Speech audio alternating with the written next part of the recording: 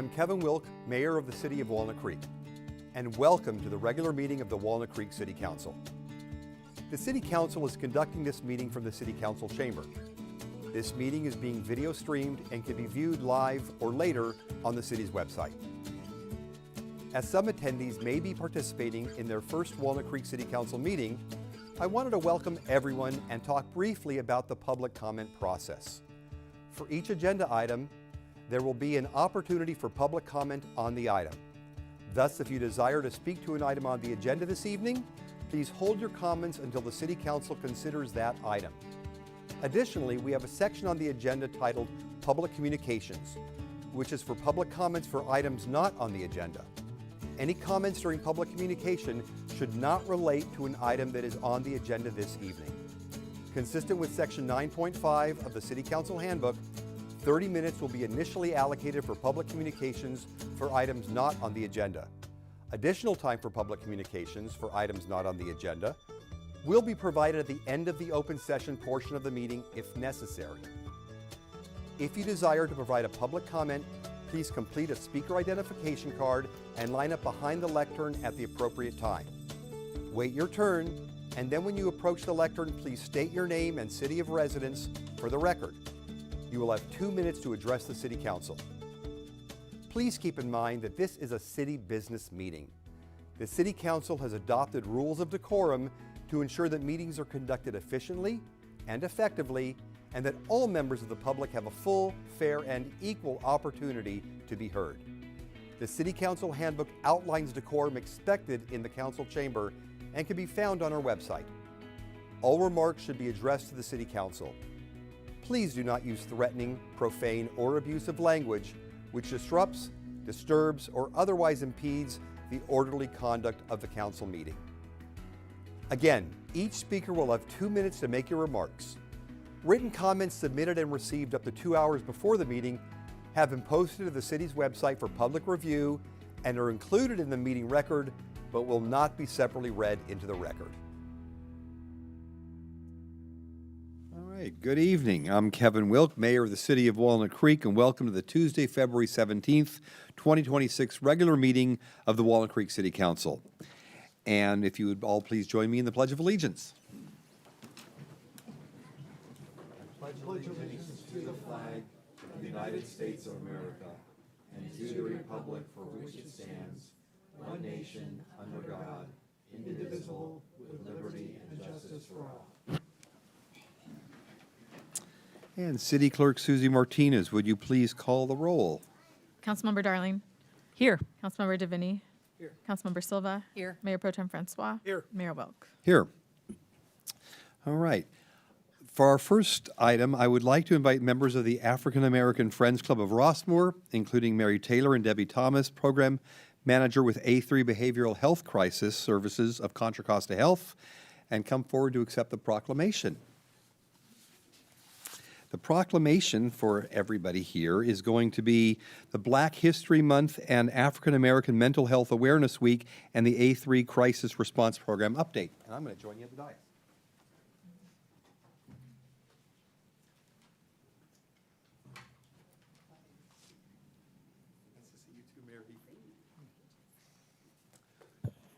So we have a proclamation here, and I'm so glad, I'm going to stand here. And so whereas during Black History Month, we celebrate the many achievements and contributions made by Black Americans in our economic, cultural, spiritual, and political development, Black History Month grew out of the 1926 establishment of Negro History Week by Carter Woodson and the Association for the Study of African American Life and History. The observance of Black History Month calls our attention to the continued need to battle racism and build a society that lives up to its democratic ideals. And the City of Walnut Creek is proud to honor and celebrate the contributions of Black Americans in our community who have indelibly shaped our history. And whereas according to the National Institute of Mental Health and the National Alliance on Mental Illness, some mental illnesses are more prevalent in the Black American community as compared to other groups in the United States. Mental health and substance use issues and the devastating impact of COVID-19 are among the leading causes of health challenges for Black Americans in our region. and the City of Walnut Creek is committed to empowering Black American residents by promoting the benefits of mental health services through education, advocacy, policy development, raising awareness, and decreasing the stigma surrounding mental health. And whereas the City of Walnut Creek collaborates with local government agencies and community-based organizations to support the innovative A3 mobile crisis response housed in Contra Costa Health Services to expand resources enhancing mental health in the Black American community, and the City of Walnut Creek supports and encourages the efforts made to create the Miles Hall Community Crisis Hub as an easily accessible regional contact center for people experiencing a mental health crisis. The City of Walnut Creek supports efforts for local organization to honor those who are or have been suffering from mental illness, and supports efforts to strengthen families and their role in sharing history and shaping the future of our Black residents. And the City of Walnut Creek acknowledges the designation of February 15th to Miles Hall Day of Remembrance. And therefore, I, Kevin Wilk, Mayor of the City of Walnut Creek, on behalf of the Walnut Creek City Council, do hereby recognize the month of February as Black History Month and March 2nd through 9th as Black American Mental Health Awareness Week. Thank you. You can clap. What I'd like to do is, if you both have a few words that you would like to say, please do, and then we'll take a picture. You know me, I always have words to say. So thank you very much to the council for this proclamation. As the mayor said, that it was started in 1926 as a week, and we've grown to a month. Wanted to share the contributions of African Americans, such as Crispus Attucks, who was the first person to die fighting for American independence in Boston in 1770. And there were over 2,000 Black soldiers in the 369th Infantry Regiment during World War I, known as Harlem Hellfighters, who spent 191 days in frontline trenches during that war, World War I, more than any other American unit. So we are fortunate to live in a community that recognizes the value of all of its residents, and a city council that honors the contributions of all Americans and recognize we are stronger together. So in the words of Jesse Jackson, who passed this morning, red, brown, yellow, black, and white, all of us are precious in his sight. So on behalf of the African American and Friends Club of Rossmore, and there's 3 others here, we would like to thank you, gratefully thank you for this proclamation. Okay, thank you.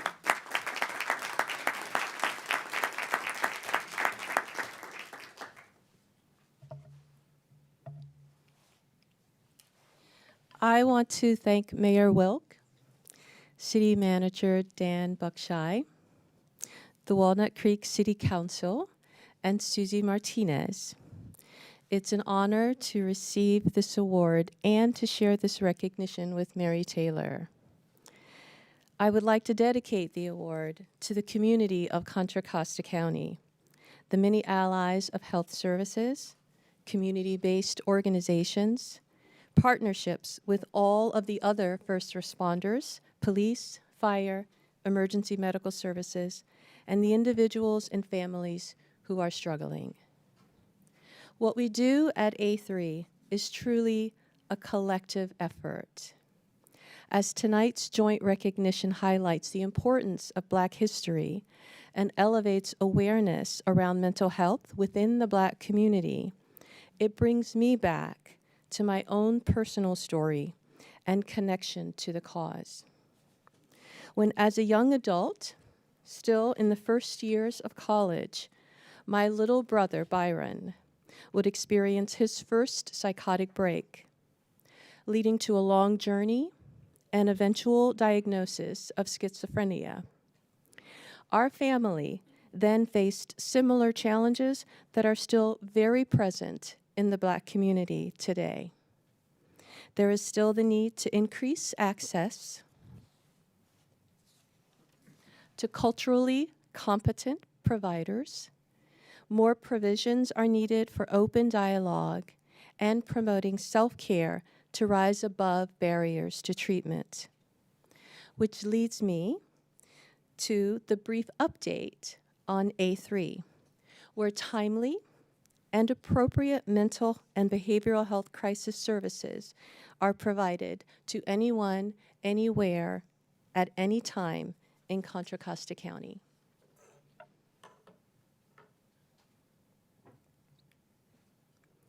So in Contra Costa County, our 1.2 million residents who live here, 1 in 6 people will experience a mental health challenge. It is the 3rd most reason for an ambulance call, and 6,500 visits are made annually to psych emergency services. This is what the team looks like. We are made up of RNs, mental health clinicians, mental health specialists, peer support specialists, level 1 interventionists, and substance use disorder counselors. Our field response looks like this, where 2 of those individuals from those classifications will go out in the field to provide crisis services. Sometimes that crisis services also involves violence, and in those cases, we will ask the local law enforcement jurisdiction to co-respond with us. These are some of the numbers from our county-wide efforts in 2025, where in 2025, we received 20,255 calls. 12,418 of those were related to crisis, and there were over 5,100 field visits that we made out in the community. Most of the calls come from the individuals themselves or the family or friend or community member calling about their loved one or someone that they care about. Law enforcement represent about a quarter of the calls. And these are our stats for Walnut Creek in 2025. 1,125 calls. Of those 1,125 calls, 702 of them were related to crisis, and 256 field visits were made here in Walnut Creek in 2025. And this data just gives us a snapshot of what the last quarter of 2025 looked like.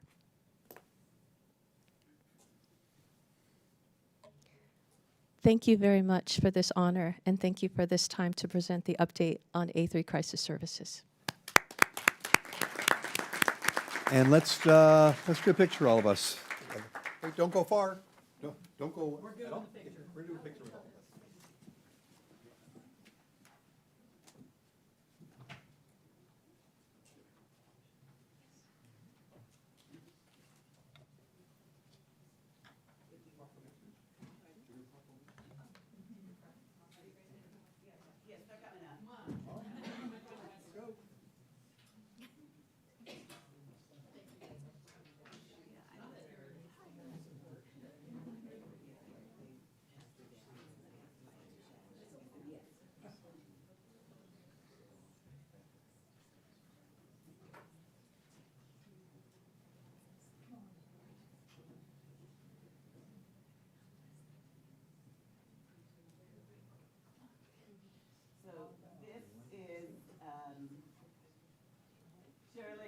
Rodriguez, a former San Francisco police officer.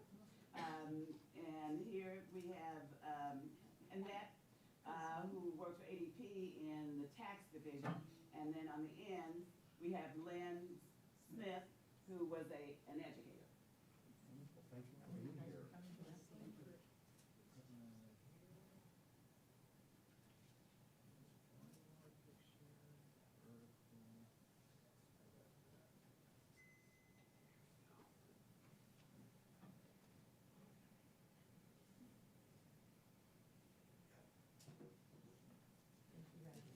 Thank you so much.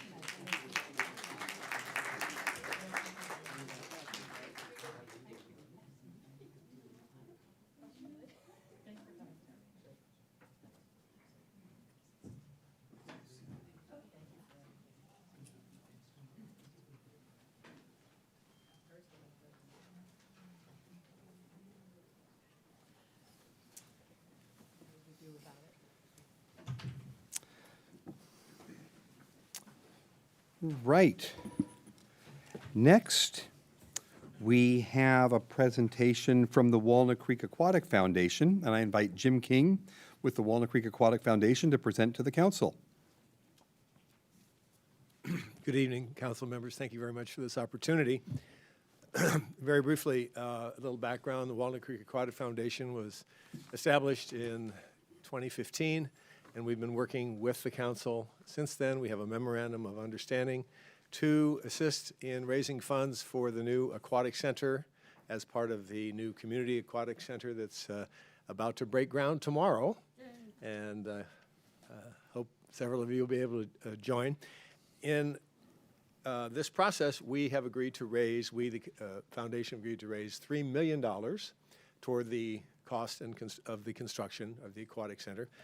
Excuse me. And as per the MOU, Memorandum of Understanding, we initially have now forwarded our first installment payment on that of $100,000. And so I'm here symbolically with a check Well, there we go. presented. Actually, I think it was a cashier's check that came in a few days ago, but this is our symbolic check. And it's, I want to note it's unerasable, so that the next check can also be, we can use it again for the next round. Can we fill in the amounts that we want? Up to 3 million, Mayor Welk. So I think we wanted a brief photo opportunity. Absolutely, thank you. Any Well, questions that the council may have? well, actually, let me ask a question. The groundbreaking tomorrow is the largest project in Walnut Creek's history. Yep. So it's a big deal, $77 million for a new community center and swimming center. So we're very excited about that. And I just want to say thanks on behalf of the whole council to the Aquatics Foundation. I know we have worked together vigorously at times, but with diligence to bring this forward. And you guys have been there, and I really appreciate you guys signing the MOU and living up to that and bringing us our check. Thank you. We've actually raised a little over $900,000 in cash and pledges so far in 1 year.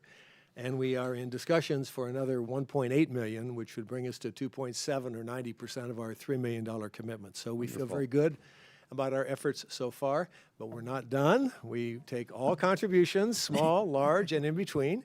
And so I want to thank council members who have contributed to the plan as well. If somebody were to look for a way to make the contribution, where would they go? All they have to do is go to our website, wcaquatics.org, and there's plenty of information there on how to donate. They'll drop down tabs. There are ways to donate cash, credit, securities, appreciated property. If people have specific questions, they can be directed to me. I'm chairman of the fundraising committee. But we have a number of other people who could answer questions as well. Thank you. Yeah. Wonderful. Thank you. Well, let's do a photo op. Yeah.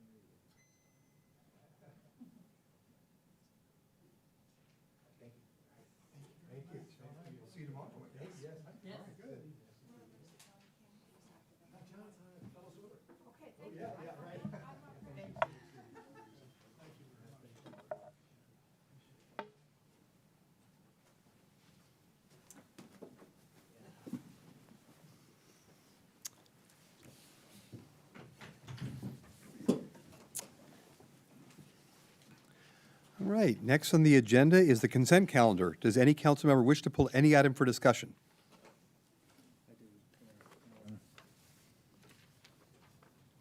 Two F and 2H.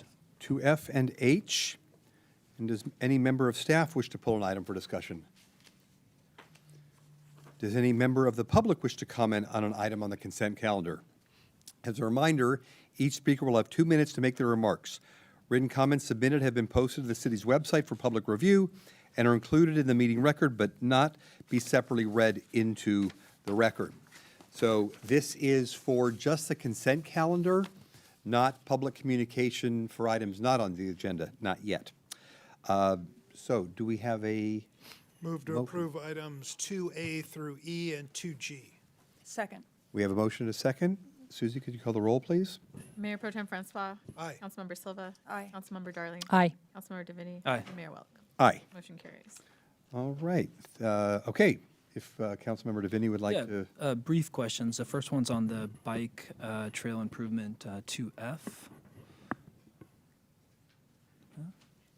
And I should direct my question to. Okay. Yeah. So hi there. So my question is on the written statement of the improvement. It says that we're going to extend Class 4 protected bikeway from South Main to Capwell. Yes. And on the diagram, it shows that we're going from South California to Capwell. And just for the sake of clarity, I was wondering which one we're doing. Are we going all the way to South California? It's got this diagram that has the 3 spots that extend from California to Capwell. Mm-hmm. Is that the intention, or is it just from South Main? We're actually going to the underpass. Oh, all the way to the underpass. All the way okay. to the underpass, yes. Okay, and that's with the Class 4 or just some sort of bike trail to the underpass?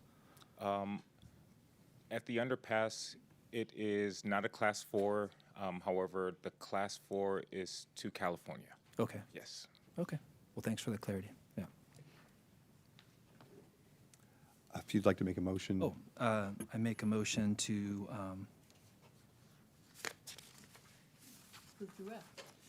Yeah, to approve item 2F, authorizing Transportation Development Act, Article 3, grant funds from MTC to construct the Newell Avenue Improvement Project. I'll second.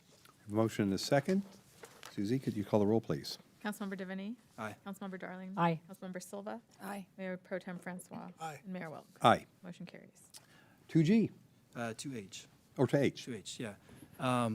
My question for 2H is that it looks like we procured about like $3 million for the project, but it was significantly under the cost. And so the question was, do we want to keep the funds in CP 010131 or return them into source? And I was wondering why we were going to keep them in that fund versus returning them to source, since it was like well over $1 million. And what were the pros and cons to that? So the reason that we're significantly under is because there was a Shadelands maintenance fund, so we used a lot of that money. And then as far as returning to source and reusing it, our plans are to use that for YVR paving. So when that job, goes out, we'll have the money set aside already for, when we do the overlay, the big YVR project. So we'll have that money ready for that. So we've already identified an area that we're going to Yes. use the funds for. Yes, Okay. correct. All right, thank you. Thanks. So I will make the motion to pass item 2H, the Wiggett Lane Rehabilitation Project, as complete. Second. Oh, well, I asked about all of them. If they were, Oh, you asked for yeah, that? Okay. previously. We have a motion and a second. Susie, could you call the roll, please? Councilmember DeVinny. Aye. Mayor Pro Tem Francois. Aye. Councilmember Darling. Aye. Councilmember Silva. Aye. Mayor Welk. Aye. Motion carries. All right. Mayor, if I could, City Clerk, could you just verify, did we have the lettering correct on that? I thought we might have initially pulled G, not H. Maybe we misspoke on the lettering. I just want to make sure that all items were approved and we didn't inadvertently miss We one. approved 2A through E and G, and then 2F and H were pulled. Okay. Okay. Okay, we're good? All right, thank you. All right. Next on the agenda is public communications. This portion of the meeting is reserved for comment on items not on the agenda.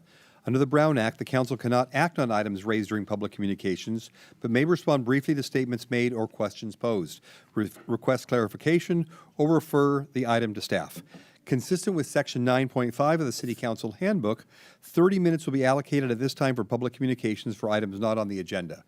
Additional time for public communications for items not on the agenda will be provided at the end of the meeting if necessary. Written comments submitted have been posted to the city's website for public review and are included in the meeting record but will not be separately read into the record. At this time, I'll note that the time is 6:28, and we'll take public comments on items not on the agenda until approximately 6:58, and then the remainder of any such comments at the end of the open session portion of the meeting. If you can please step up, give your name and city of residence, and you'll have 2 minutes. Great. Thank you. My name is Elizabeth Silva. I'm a resident of Walnut Creek, and I'm a parent at Bancroft Elementary in Walnut Creek. We had a group here, you may recall, at the last meeting to share that Mount Diablo Unified School District announced less than 10 days before kindergarten enrollment opened that our beloved Spanish immersion program would be immediately phased out. Thank you so much for the support that you all showed, and especially to City Council member Craig DeVinny. We really, really appreciate your support. We're here to give you an update and to ask for further support. The district has not adequately responded to our concerns, and the immediate phase out is still moving forward. Our Walnut Creek School Board member Brian Lawrence has been engaged, and he's been supportive. We understand the decision was made by the district and that there was no school board oversight. The district leadership confirmed that they did not do any outreach to Bancroft Elementary families before announcing the decision. They did not consult with key committees, which is required, and the district had no projected impact analysis or studies to share. So it does really seem like this was a rushed decision. It was not thought through, and the reasons that they're giving do not add up. For my family, it feels like we're being asked to make an impossible choice between choosing our local Walnut Creek school for our son to attend, where our daughter currently attends and is enrolled, and being able to walk to school, or choosing for him to be able to learn to read and write in his heritage language. We moved to Walnut Creek specifically and purchased a house close to the school for this Spanish dual immersion program. Many other families did as well. And now Mount Diablo Unified School District is taking that away from us immediately without any involvement of our community. We have more than 400 signatures on a petition that we have signed asking for this pause. Numerous union complaints have been filed through the proper channels, but they take 60 days to review. And meanwhile, kindergarten registration is opened. So we really want to ask the council for additional support. If you can put a resolution, vote on a resolution to ask Mount Diablo to please pause this, or send an official letter from the city council, we would really appreciate it. Thank you. Thank you.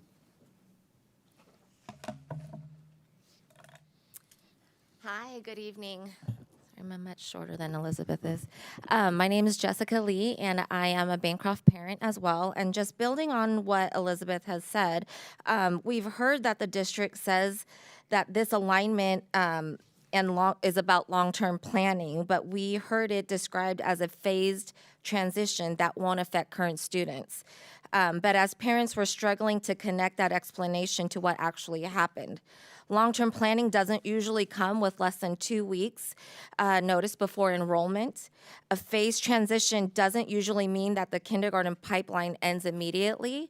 I currently have a TK student at Bancroft who is either going to be in the monolingual course at Bancroft, or will have to do 2 drop-offs at Woodside. And saying current students aren't affected feels hard to reconcile when TK students who are already part of the Bancroft community are being told they have to leave if they want the same opportunities their sibling has. We understand that this change can be necessary, but when the explanations and the impact don't line up, it creates confusion and erodes trust. That's why we are asking for a pause, not to block progress, but to make the process match the values of this district that it says it stands up for. Please, we need your help. Please help us reconcile this and make the district take a pause and engage the community and do it the correct way. Thank you so much. Thank you.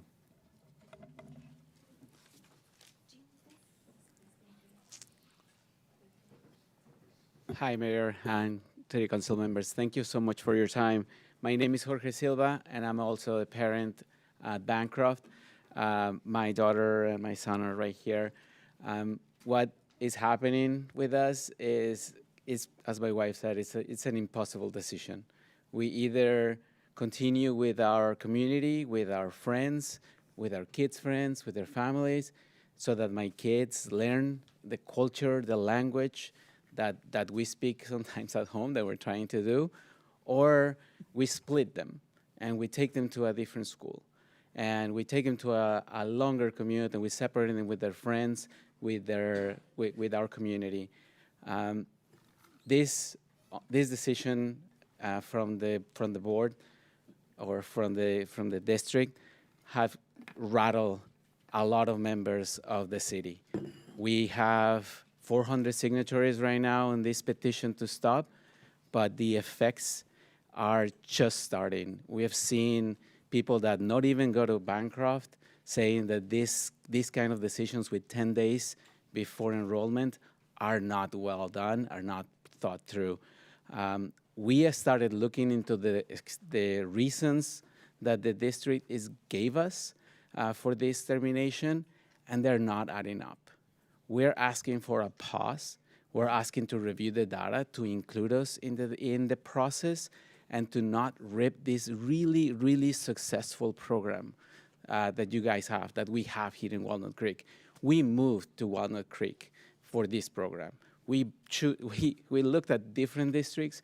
We bought a house close to the school so that our kids can walk to school, can have that ability to create a community.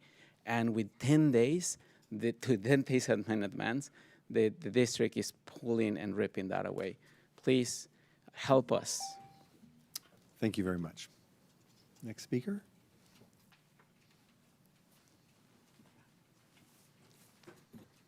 Good evening, everyone. My name is Ana Maria. I'm also a parent of a second grader at Bancroft. I also have a 3-year-old who we were hoping would participate in this program, just like his sister. My background, I was born and raised in Colombia. I moved to the U.S. Maybe half my life at this point, and I feel like I've been successful thank you to being able to be bilingual.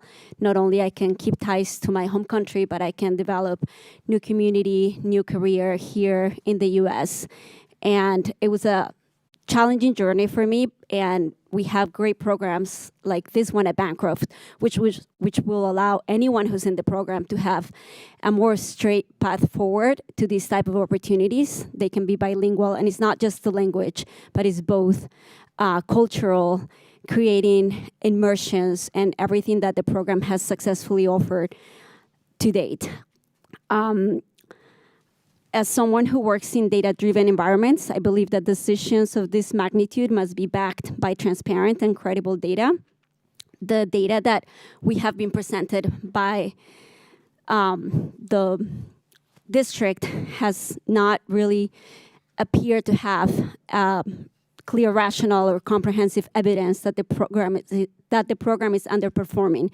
In fact, the data that we've reviewed suggests the program has actually been successful. We've been doing a lot of deep dives into the data, and we can see that the picture that is being painted, unfortunately, doesn't match with some of other data sources. So you can play with the data in many different ways, but the way we've seen the data that's backing up this decision does not seem to add up. And finally, just equity requires transparency, inclusion requires meaningful engagement, and trust requires data integrity. I respectfully urge you to help us and use your voice to encourage a transparent review and ensure that this huge decision that affects hundreds of families now and into the future is paused. Thank you. Thank you very much.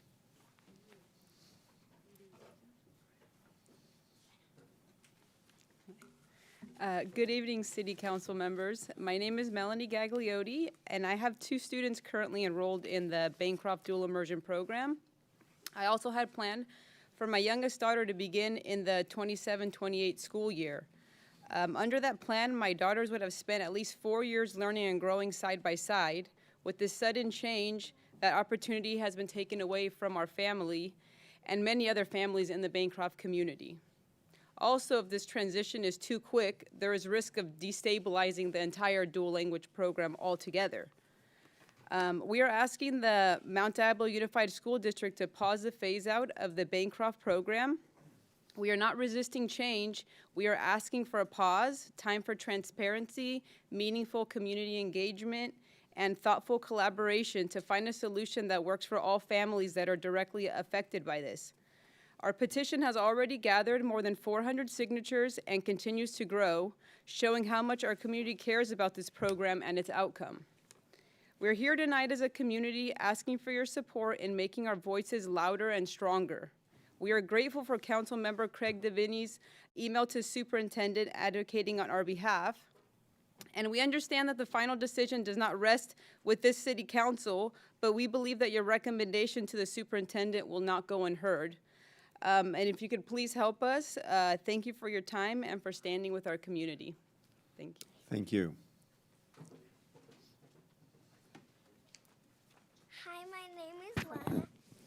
Hi, my name is Lena Tucko. I have a little brother, and I'm enrolled in the Bancroft program. I'm a second grader. My parents wanted to enroll my brother in Bancroft, but since they're moving the program, they can't, and Spanish is really important to me. Thank you. Thank you very much. Nice job there. You'll be on TV later. You can watch it. That was great. Hello, my name is Barbara Guinness. I've been a resident of Walnut Creek since 1996. City staff presented an e-bike safety action plan to the mayor and city council in October 2025. Staff stated they developed an action plan that integrates education, enforcement, and created partnerships. Regarding these partnerships, the city staff specifically mentioned others, stating that staff understands there are many other groups that are going to be impacted by increase of e-bike use. And staff will continue to grow partnerships, foster relationships. We all know the residents of Walnut Creek are stakeholders. They deal with e-bikes on the sidewalks, the streets, the parks, and the open spaces on a daily basis. We all know everyone is busy, including city staff. It takes time and effort for community members to attend meetings, review, and send comments and questions to the city. However, with these original questions, comments sent way back in October 2025, and 4 email attempts to attain a response from city staff, and hearing all the talk about building partnerships with stakeholders, building relationships, there's still no response from the city. This causes citizens to surmise their thoughts, comments, questions might be considered trivial and unimportant. Considering there is no response to community questions, comments, perhaps the e-bike safety action plan should be retitled with the name e-bike safety in action plan.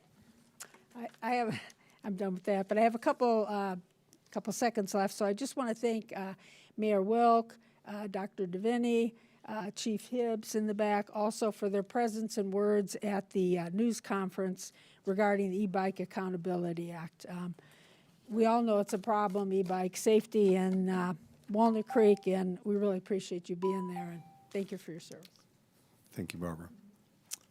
Next speaker. Good evening. I should have probably gone one speaker before, but I'm back with the Bancroft Group. I want to thank the City Council for all of your support so far. My name is Salman Sohrawardy. My son is in first grade in the Spanish program at Bancroft. I have a daughter who will be TK eligible in the upcoming year. When the Mount Diablo School District announced this huge change, and in all of our subsequent meetings with them, the biggest question from parents was why.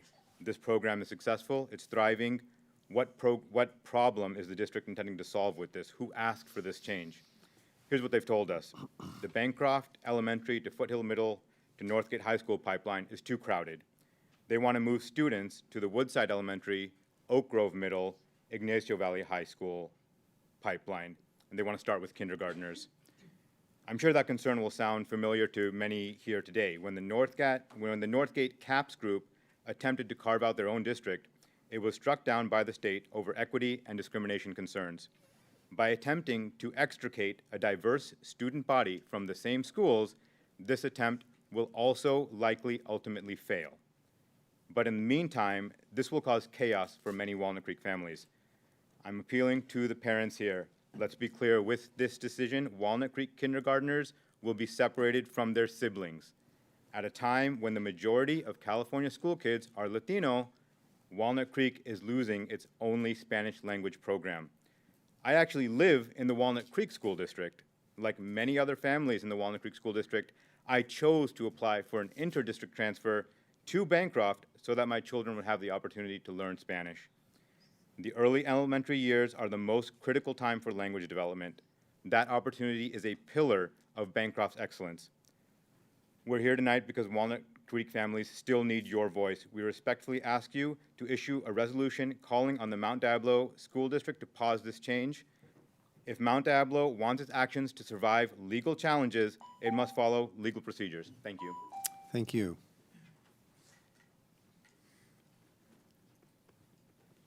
Hi, everybody. I'm Jimena. I am a resident of the Walnut Creek. I have 5 kids, 2 of them in Foothill and 3 of them in Bancroft Elementary. My youngest is in TK, regular. And for us, it's so, we started the program 7 years ago, and the program is amazing. Really, we don't understand why the district decided to transfer the program. We want transparency. As a family, we need to choose if we want to keep going with the dual, that for us is so important, not only academically. It's an amazing program for a lot of things, and really, and on the other hand, we need to transfer my youngest to another school, separate with my kids. Honestly, please help us to pause or stop the district decision that we are not involved and we don't understand the reason. Thank you so much for the time. Thank you. Next speaker. Good evening, City Council, City staff, members of the public. My name is Kayla Trinage, and I'm a field representative for the Assembly Member Ana Maria Avila Farias of District 15. I just wanted to inform you all that she will be hosting a housing town hall in partnership with the City of Martinez and the City Council. It'll be an interactive town hall. There'll be live polling and keynote speakers as well as group discussions. This event will take place on Thursday, March 12th from 7 p.m. to 9 p.m. at the Martinez City Hall. I have some flyers here if you're all interested. We'd love to see you there. Thank you. Thank you. Thanks for coming down.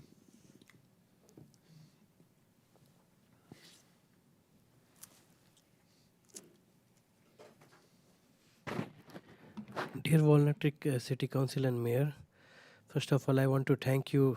6 months back, we at Open Governance Initiative came here and spoke about it, and Mayor had given a very good reasoning why it should be, the fragmented information need to be at one place, and we need journalism to cover all the city meetings and what is happening at the city.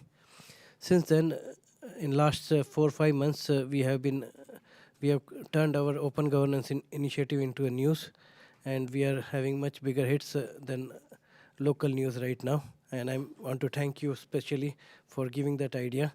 It really helped us.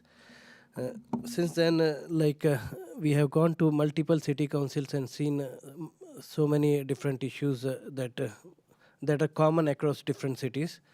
And I have decided to run for State Assembly District 16. And I would love to have your support, and anybody who would like to communicate with me and let me know their priorities, especially from the City Council. I would love to know your priorities. I would be waiting after the meeting to talk to you. Thank you very much. Sure. Come on up. Sorry. Hi, everybody. My name is Lucila. I'm actually not a resident of Walnut Creek. I live in Martinez, but I chose to take my kids to Bancroft. I'm a Bancroft parent. And I have 3 kids. 2 of them are currently attending 3rd grade and 1st grade dual immersion program. My youngest, she's 5 years old. She's going to start kinder in August. So the decision directly affects us. Now I have to choose between 2 different schools. But I'm here to express that I chose to drive 20 minutes each day, one way, to take my kids to Bancroft. It's because of how, that's represent how important the program is for us and how important the program you have in your city. It's such important that we don't care. My husband and I, we both work, and we tag team in order to attend the school. We follow the path to file a complaint form. That's what we have to do. But they have 60 days to revisit it and to give us a solution, a response. And if we don't like it, then we have to appeal it. Now, if we have to wait for that to happen, we're going to be in May. And that's too late for us. We cannot wait that much. We are talking to the board members who are sending emails, signing petitions, and so on. But I want to share this with you because this is how important for us, and that's why it's so important for us that you support us. Even if we follow the administrative path, we are not going to make it on time without the help of the city board members. Just wanted to share that with you. Thank you very much. Do you have anybody else for public comment? All right, seeing nobody else, we'll then close public comment, bring it back to council. Do we have any questions for staff from what we've heard on any of the issues that were brought up? Councilmember Silva. Thank you very much, and thank you to all of you to raise your concerns to us. The challenges are that we need to be transparent as well, and our rules don't particularly allow us to take up a new item without informing the public in advance. But I do want to ask the city manager and the city attorney what we have done in terms of reaching out to the school district, and if we've received any response in that term, and is there anything, Mr. City Attorney, that we could do tonight without it having been agendized already? First off, we gathered information relative to the situation, and it's generally, as the speakers noted, the district is moving forward. I think as we all discussed during the last council meeting, when the speakers came forward, that was the first any of us had heard about this, so we were not notified, not necessarily that we were legally required to do so, but it seems as if the noticing was short and somewhat limited. It is accurate, as my understanding, that there is another Mount Diablo Unified School District Board meeting on February 25th. I would recommend you continue doing what you're doing in terms of making your voices heard. And I do believe that kindergarten enrollment in TK ends on February 27th, so the deadline is close in terms of being able to effectuate this change. So not a lot of new information to share beyond what you've heard already. It's generally accurate in terms of the assessment of the situation. We did not receive additional details as to why, other than some of what you heard this evening already. So there's a board meeting next week, the 25th. That is correct. I don't know that this is necessarily agendized. It's my understanding the school district is proceeding with this and implementing it, but obviously there's an opportunity for public comment and an opportunity to ask that it be agendized. I don't know that it necessarily would be, but that is an avenue. And are we legally allowed to have any conversation about this, Mr. City Attorney? This is not an item on the council's agenda tonight, and so if the council wanted to have a discussion about it, you would need to direct us to add an item to a subsequent agenda. The Brown Act does allow the council to take comments for items not on the agenda, but as indicated by the mayor in his comments, the council is not allowed to take action on those. Specifically, the speakers have asked for a resolution that would not be authorized this evening. If individual council members or anyone wish to write a letter, you're able to do that in your individual capacity as council members. So for my understanding, not as an official city letter that would come out from us, but we could do so individually if we so choose. Correct. So we also individually could reach out to each of the 5 members of the Mount Diablo Unified School District Board, encouraging them to put it on their agenda for next week, including an emergency. They can follow the rules. Yes. That same set of rules to get it on their agenda. Right. The council could do that. It just wouldn't be a formal action of the council. Right. As well as the superintendent that we could reach out to. Okay. All right. So, yes. Yeah, so I commend the Walnut Creek residents for speaking up and making your voices heard, and you're, I think, doing all the right things, and it sounds like we can continue to engage individually but not as a group tonight. Right. And again, As we've mentioned before, of course, does reside within the Mount Diablo School District, but I think most of us do know some people that are there, and we can ask some questions and additional clarification, and as they make sure that they are listening to the residents as well. Again, that's not something that would be officially done from the city, but individually if we so choose. Can I? You're not able to say anything now, but if you would like to write to any or all of us, you certainly may. I was just going to say that the superintendent is the primary person that is the decision maker, the board members also have. Understood. Thank you so much, and thank you for being here. And some of you past your bedtime, so really appreciate you being here as well. Mayor Wilk, one other suggestion would be that they reach out to their assembly member who has a representative sitting in the audience tonight. That's a good point. So there is, Sorry. there are a couple of assembly members that represent Walnut Creek. One is Assemblymember Rebecca Bauer-Cahan. There's also Assemblymember Anna Marie Farias. So they can help out as well, including State Senator Tim Grayson, who has an office in Walnut Creek. So all of these people can be advocates for you as well. And Rebecca, the assembly member has actually also expressed her concern already to the superintendent. We would welcome the opportunity. So communication works. We'll just say that to the public at large. I too just wanted to thank all of you for coming tonight. It was a program that I wasn't aware of before 2 weeks ago, and it sounds like a real special one. Obviously, very deep felt, and it's had a meaningful impact. So I think we all share the concern if there's going to be a change like this, it should be done in a public forum where public input is considered. And I'll just leave it at that. Yeah, agreed, and typically with enough time to act. All right, that ends public comment. We'll move on with the agenda now, and I appreciate everybody who has made comment tonight. The next is council member and staff announcements, reports on activities or requests.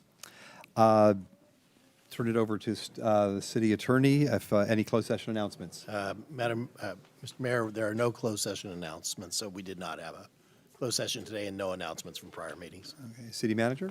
I do not have an update this evening, Mayor. All right, so now we have city council member reports on activities AB 1, 2, 3, 4, assignments of various activities, and why don't we start with Councilmember Cindy Darling? All right, thank you very much. I did manage, my husband and I went out with the cleanup crew, picking up trash, that weirdly satisfying thing, but I did want to know, a number of friends of mine always say, when is the next one? So February 21st, Rudd Gear Park and Ride at 8 o'clock on a Saturday morning, and they will provide all the gear you need, and you will have a weirdly satisfying experience, and our on-ramps and off-ramps will be much cleaner. I joined most of my fellow council members at the neighborhood reception for our new police chief, and Ryan did a great job. He smiled, he took pictures with everybody, and it was a great chance for the community to ask you. And I heard from several people they were really glad to get a little time with you. You and I did the Verde ribbon cutting, which was really a lot of fun. It's a new restaurant, or a new olive oil and I can't even talk. Olive oil tasting? Olive oil and tasting on Main Street, and that was really fun. One of my favorite commissions, don't tell them all, but Youth Commission is my favorite, and I got to talk to them. And it was great fun, like it always is. It's something that is really a special part of our city government, and I love the ideas and the way they look at the world. And I got to share with them, you know, when I was about their age is when the shootings at Kent State were, and talk to them about how they process kind of what's going on in the world. They're at to a point where they start to understand what's going on around them and care about it. And I just really quite enthused with that group. The last thing I want to talk about is on MCE, we have gone through an extensive process of workshops and budget prep. We will be looking at potential for a rate reduction this Thursday night, and then we will move to adopt the budget next month. And this is in the face of the headwinds of PG&E putting additional costs onto the members who are enrolled in MCE. They have a retroactive rate increase they got the CPUC to agree to. So they are collecting this year additional money from all of the community choice aggregate customers for both 25 and 26. So we're looking for ways to make that more affordable for our citizens throughout Contra Costa County who are MCE customers. We are also looking at extension of a program called MCE Cares, which we had at the end of COVID, which provided additional funding for families at the very low end of the economic scale. Those are the families that, a $20 rate change affects them. So we're looking at ways to make it work for our families. And I'll have another update next month on it. So thank you. All right. Councilmember Silva? Thank you very much, and thank you to all of you who are here this evening. A few things to report in the last few weeks. I attended the first board meeting of the year for the Diablo Regional Arts Association, and it was really nice to hear about all of their plans from their consultant on their branding and outreach and improvements. And also, there are some programs and performances at the Lesher Center for the Arts that I want to highlight over the coming weeks. This Friday evening, the 20th, is Anna Gesteyer, who is from SNL fame, but also she was a Broadway performer in Wicked. She was Elphaba. So there are tickets available. On Saturday night, SF Jazz will be presenting the jazz vocalist Adeline Renoir. I think that would be how I'd pronounce her name. It's French. And then Saturday the 28th, the two-time Grammy-nominated mariachi band Mariachi Herencia de Mexico will be performing. And then in the middle of March on the 13th and the 14th, back by popular demand, will be the production of College Notes, which brings a cappella groups from universities around the country to perform here at the Lesher Center for the Arts. Tickets for all of those productions and others are available online at lesherartscenter.org. And I would also like to mention that the Association of Bay Area Governments at their administrative committee meeting last Thursday, we got an update on, or Friday, we got an update on the comments that were received regarding the draft environmental impact reports for Plan Bay Area 2050. And they explained that most of the comments involved confusion about the population estimates that were being used. What's interesting is that the state uses numbers that are very short-term in duration, 8-year swaths at a time, and Plan Bay Area 2050 is really looking out to what the population could be and jobs and housing needs in 2055.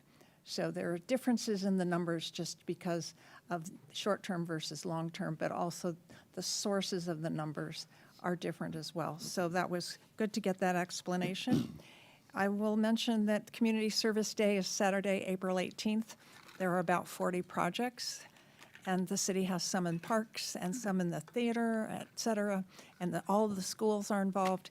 Registration is open, and if you go to the city website on the homepage, and you'll see a banner that's circling through there, you can click on it, and we already have 10 people signed up, and it only opened secretly over the weekend, which is good. And so thank you all, and thank you to the community. Great. Thank you very much, Councilmember Silva. And I think I'll just go next as long as I'm in line here. As we heard, there was the meet and greet for Police Chief Hibbs. Great community turnout for that.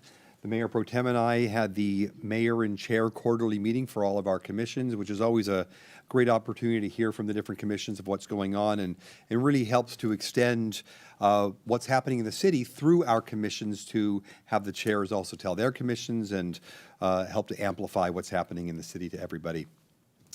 There was a press conference that Assemblymember Rebecca Bauer-Cahan had. We heard about this a bit during public communication, but it's on e-bike safety legislation and accountability, and we have received more emails in a council over the last year regarding e-bike safety and speeding and going wrong ways and too fast on the trails than any other topic, period, over the last year. And so this legislation, which essentially is requiring anybody that has a Class 2 or 3 e-bike has to register it, have a license. And that way there can be accountability, and they can be, if they're seen, then they can be reported, and it's not just, oh, it was a green bike. that there is actually a license. So I gave introductory remarks. Councilmember Davini was there, also gave remarks, not just from a council member perspective, but from a doctor perspective of what he's seen in the emergency room, and members of the bike community as well. So great to see that. Got some good media coverage on there, and I look forward to seeing how this legislation makes its way through. Lastly, today is the Chinese New Year, and Lunar New Year is today, and it's the year of the horse, and Gung Hei Fat Choi.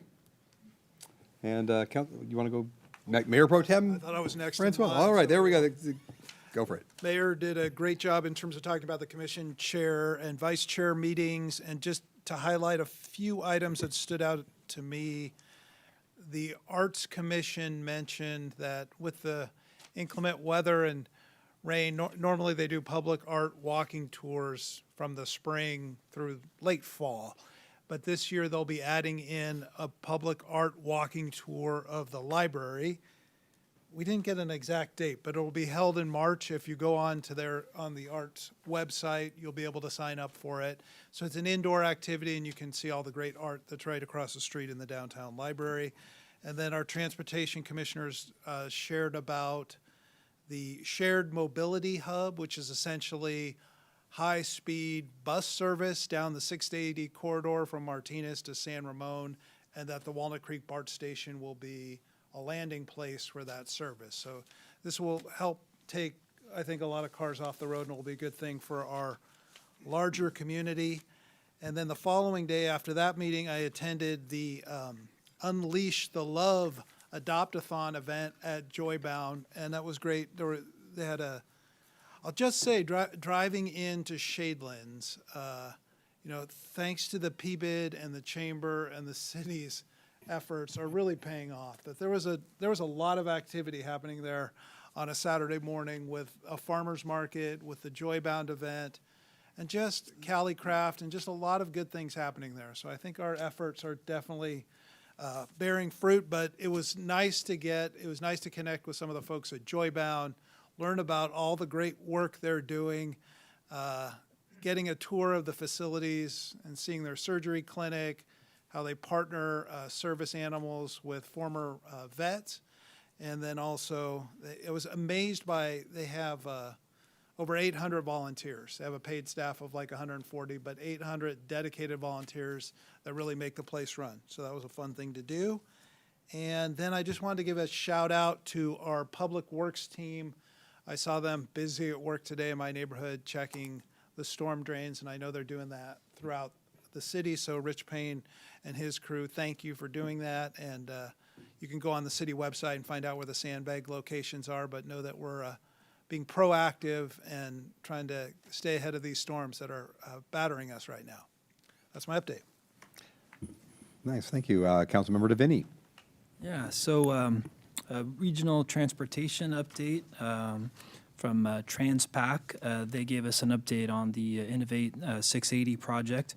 It's basically 6 projects, which consists of shared mobility hubs, extending the express lane north from Livorno up to Martinez, part-time transit they're exploring, buses on the shoulder, and advanced technology implementing metering systems and such, all to work on improving traffic flow along the 680. The phase that they're currently working on is improving the interchange between 4 and 680. It's going to involve a number of widening projects as well as overpasses, some over waterways. The waterways can only be worked on when it's dry, so that will extend the project out a little bit. It's estimated to be completed in 2029. I had the opportunity with, I believe, Mayor Wilk and Councilmember Silva to attend the Mayor's Conference, where we recognized Black History Month in Richmond. I had to sit down with our new Arts and Rec Director, Chris Faro, and learned that not only did she grow up down the street from my wife, but we went to the same high school. Small world. And also participated in the press release, as mentioned by Mayor Wilk. Covered that very well. I would just say that personally, I found that to be a very rewarding experience, because it's probably the first issue that I've seen that's come up while I've been on the council that has arisen in the community and made its way up to the legislature. They listened. Now they're passing laws or working on passing laws to change that. So it's really watching that process take place from its infancy, and so being a part of that was a very rewarding experience. So hopefully that legislation passes. All right, thank you all. All right, next item on the agenda is our consideration item of the update on 2025-2026 City Council priorities. And I invite the Assistant City Manager, Charles Ching, to come forward to provide the presentation. Mayor, Member City Council, good evening. Charles Ching, I'm the Assistant City Manager. And tonight's staff will be providing City Council with updates on the 5 adopted strategic priorities that City Council adopted in February of 2025 for calendar years 25 and 26.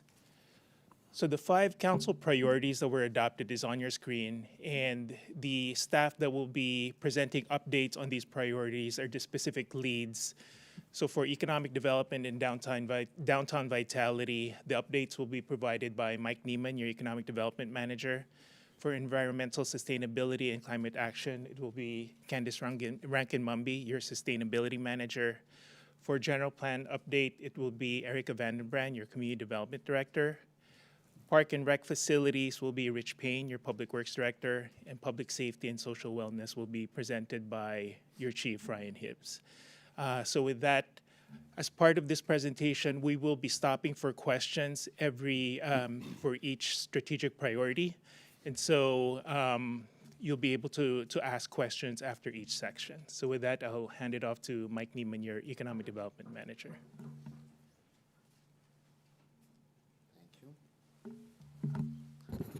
Good evening, Mayor, Council, members of the public. I'm Mike Neiman, your Economic Development Manager.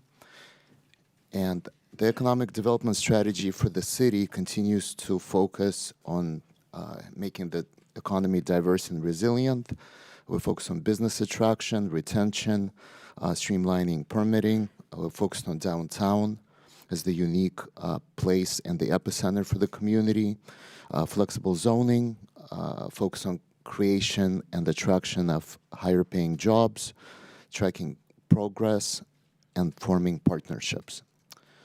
And we do this through the 4 strategic council objectives that we'll go through and will highlight our accomplishments in each since the last time that we presented this to you last fall. So the first objective is building a resilient, inclusive, and diverse economy. We have conducted a mayor visit. The last one was in the fall to Matson, one of our newest large office tenants that we're very happy to have attracted from Oakland last year. But we do a lot more than just that one mayor visits, and we are on track to do 4 more as we do every year. But in addition, our staff does a lot of less formal business retention visits, and cultivating relationships with businesses large and small is really the bread and butter of economic development. We also conducted outreach to technology startups. That is one of the focus industries in the local economy. One of the efforts was through the collaboration with the Chamber on the Funders and Founders event. The last one and second one that was held last year was in November in Shadelands, with another one being planned later in this year. We also co-hosted a Meet the Funders event, and that was done through a partnership with Diablo Valley Tech Initiative, DVTI, and that was an event that we held here in the end of January on the 3rd floor, and that also facilitated a conversation between some of the local tech startups and some of the funders and brought a community together to Walnut Creek. We also continue offering Size Up. That is a data tool for site selection, and we market it to local businesses and entrepreneurs who may want to be in this community, and that offers access to data that looks at operating costs. It looks at the cost of doing business in the community, the market analysis insights as to market penetration of a certain business, and a lot of other valuable tools for enhancing decision making for a business and entrepreneur who may be interested in opening one. And we also conducted meetings with Kaiser and with John Muir as we continue learning about their growth needs, understanding their strategies, and seeing ways that we can support them through policy. Here's a photo of the DVTI event that I mentioned earlier. The second objective is creation of business-friendly environment. I'm excited to share with you that about 3 months ago, we kicked off a lean process that was done through a consultant partnership on public innovation, PPI, and we had since had workshops, and a lot of work and effort has been invested with city staff. And you could see a picture here, and I love this picture because this is the city's economic development team. And this was the participation at the kickoff, and this includes not just economic development division, which is a staff of 2, but also planning, building, engineering staff, all of which are involved and committed in enhancing customer service. One of the most exciting things that has come out of it so far is what was called the customer voice, where we have interviewed and heard from some of the prominent business owners and who were really encouraged to share some of their feedback with us that is being incorporated to improve the permitting process going forward. There's also a development services dashboard that's being developed through a prototype, and that will be forthcoming later in this year. Our staff continues to serve as a single point of contact, and that is done for strategic projects with permitting as well as for outdoor dining, and we continue looking at ways to enhance that experience for some of our customers through this lean process. And we continue engaging property and business owners and brokers as we continue building relationships, seeking feedback, looking for various ways that the city's economic development efforts could be enhanced. The third objective is enhancing the downtown experience and tourism attraction.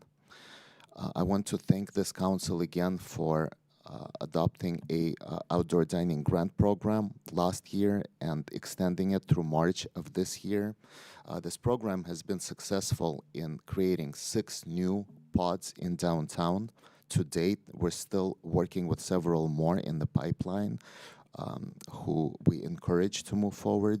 And the beauty of this program is through a $10,000 grant where we're able to leverage a lot of private funding, upwards of $40,000 per grant, which really enhances the experience and feel in downtown, especially as summer comes and we'll see some of these newly developed pods being heavily utilized.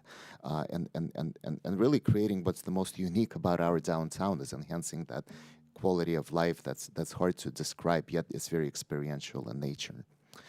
And we'll also continue collaborating with organizations like Downtown Walnut Creek, Visit Walnut Creek, various hotels, and other stakeholders, because starting with downtown, that creates momentum for other tourism attraction efforts, retail, food and beverage, wellness events, and other events. Here are some of the photos of the newly developed pods that we're really excited to share with you. And lastly, the fourth objective is promotion of the city's brand and telling stories about the quality of life that this community is known for. We completed an annual community snapshot, and that's an annual data that I'll share with you in a second. We're also developing an interactive performance indicator dashboard that will be a more enhanced look and provide the opportunity at looking at various data sources where you could look backwards and look at various performance indicators over time. We'll also continue operating the city's website as well as the LinkedIn platform that has more of a business focus in mind. We nominated 2 local businesses for the upcoming East Bay Economic Development Alliance Innovation Awards. That's coming up in March. And I am happy to announce that one of them, we're cautiously optimistic that they will win because they're the only one in their respective category. So fingers crossed. And we're also updating the city's Economic Development Action Plan. As you know, it's a 2-year document, and we had one for the last 2 years through 24-25. We're making marginal changes. for the 26-27 action plan, and we're starting to roll out public input before we bring this item forward to you in the next few months or so. So I mentioned the community snapshot. You could see it here. Some of the things to highlight is population has increased slightly, and we have exceeded the 70,000 population threshold. Our daytime population continues to be much higher than population, which shows that we have the most people here during the daytime and a lot of employees that come in town during the day. And then our average household incomes also continue increasing up to $191,000. And you can see on the right side that our industry clusters continue to be in professional and financial services. We have a number of healthcare, of engineering firms, and you could see other sales and business and financial services.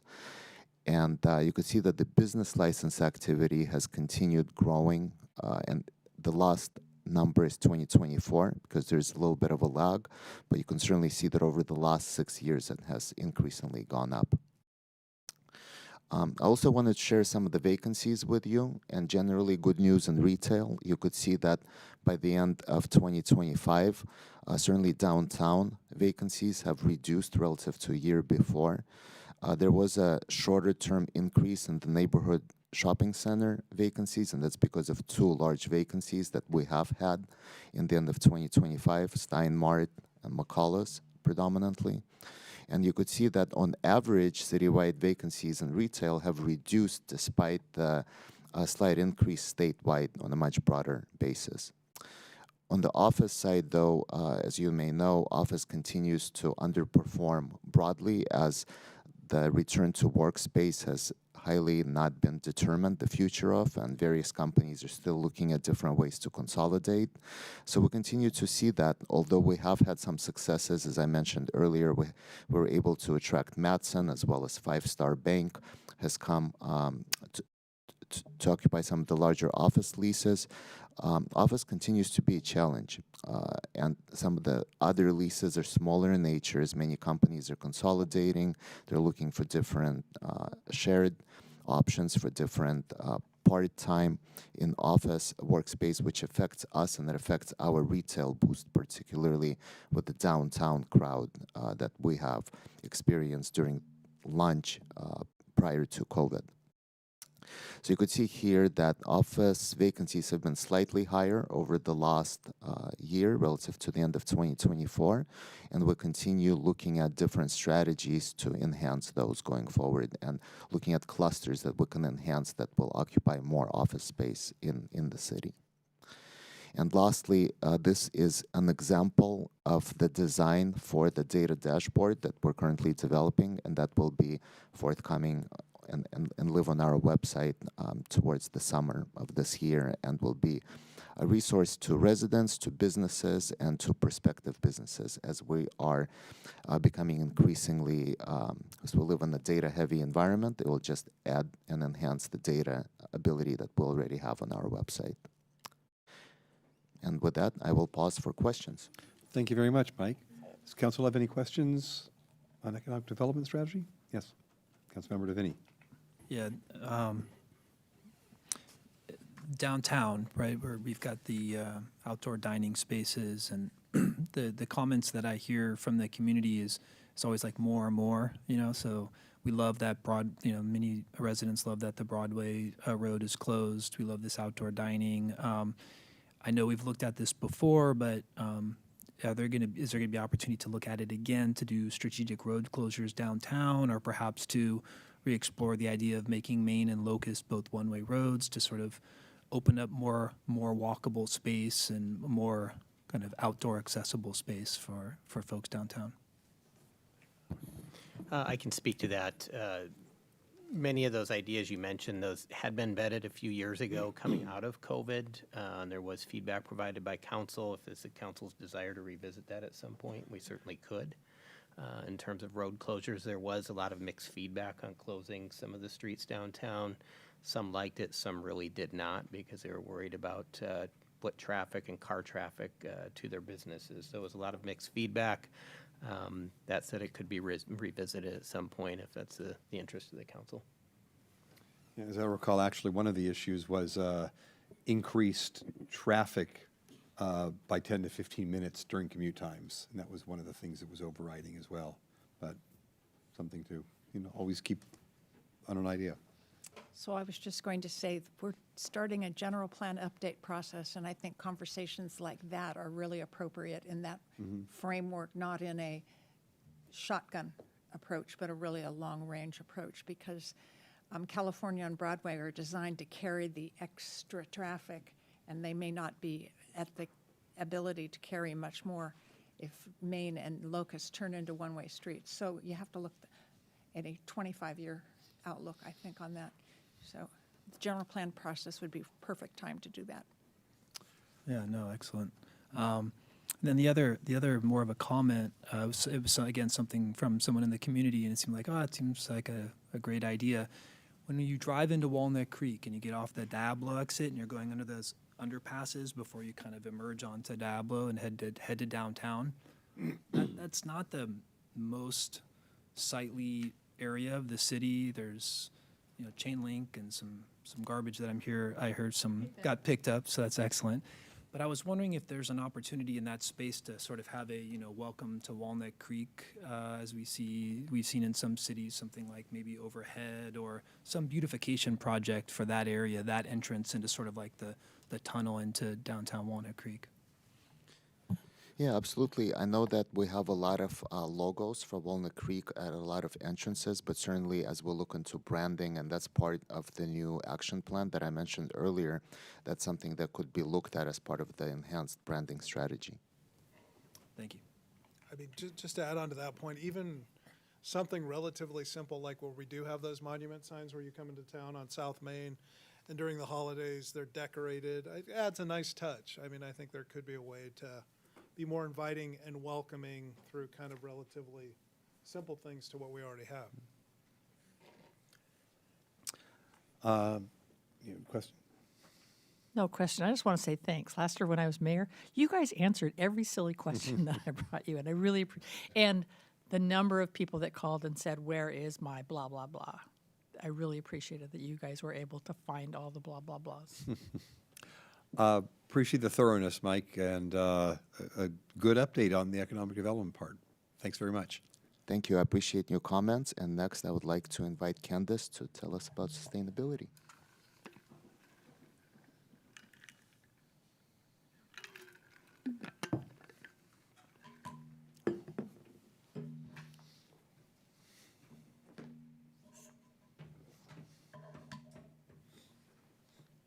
Good evening, Mayor, Council members. My name is Candace Rankin-Mumby. I'm the City's Sustainability Manager, and tonight I'll be providing an update on the Environmental Sustainability and Climate Action Priority. This action really focuses on implementing the City Sustainability Action Plan, which was adopted by the City Council in the summer of 2023. So tonight I'm just going to give a brief highlight on a few areas that we're working on in the interest of time, but I'm happy to go in more detail during the questions. So first, the biggest update we've had since we were last doing priority updates in September is that we came to you in November to adopt the gas-powered leaf blower ban, which will be implemented starting April 1st, so it's just a couple months away. So since that time, we've been working internally to make sure that we're prepared for the processes from the staff side, and then we're also working very heavily on community outreach on this topic. So we shared information on our website, on social media, and at in-person events, and we're continuing to work on different ways to get the word out. Staff is working on developing a video right now, and hot off the presses today, we have 2 new flyers that are translated into both English and Spanish. One of them is just a general update flyer, and one is really targeted at landscapers so that residents could take that flyer and share it with someone who might work on their property to make sure they would be able to implement the policy properly. Those are both available today on our website on walnutcreekca.gov/leafblowers, along with a bunch of other resources. And if you're here in the room today, there's also some copies in the back that you're welcome to take with you on the way out. Lastly, on this topic, we were asked when we were here in November to come back with an update on rebates that might be available for the transition to leaf blowers. At the time, staff weren't aware of any that were available in the area, but actually since then, one has become available in the Bay Area through the Bay Area Air District, formerly BACMUD. However, right now it's in a pilot form. It only launched in December, and it's currently only available in 18 zip codes of the hundreds of zip codes in Bay Area Air District. It's for commercial rebates, and that's where the business would have to be headquartered. So we've been communicating with BAD staff. So no, I don't know if it's BAD or BAAD now, but their staff, to tell them our interest in trying to expand it into areas where cities have taken leadership and policies to ban. So we're continuing to see what updates we can get on that, and we'll update the website and our interest list. More information becomes available. There's a potential, since it is a very mobile business, that the current structure might apply to some businesses that do work out here. So we're also trying to get the word out about that just in case. Next, we'll provide an update on our EV or electric vehicle efforts. So staff are finalizing an EV strategic plan to really go into more detail about our own fleet transition and then the transition of our chargers for the public for both the operation, maintenance, and expansion of them. That is something that we've been working on for a while now. We're putting the final touches on, and we're hoping to have that back to you this spring to be reviewed, the final draft of that. But while we're continuing to update that policy, we're still implementing the goals that we have. So one update here is that we came late last year with some funding requests through PG&E to help assist to put in some chargers for our fleet at a secondary courtyard at Heather Farm. And this will be our first level 3 fast charger. So we're excited about that opportunity. That's moving forward, and it will be a new experience that we'll hopefully learn a lot from through that process. And then the last update on here is that last year the city was recognized with a gold level recognition from Charging Smart, which is a Department of Energy national program that recognizes cities and communities that are doing their part to implement best practices around excuse me, around advancing EV charger implementation in the community. So we were honored to be recognized with that, and we're looking forward to continuing to implement best practices when we have our new plan come out. Excuse me.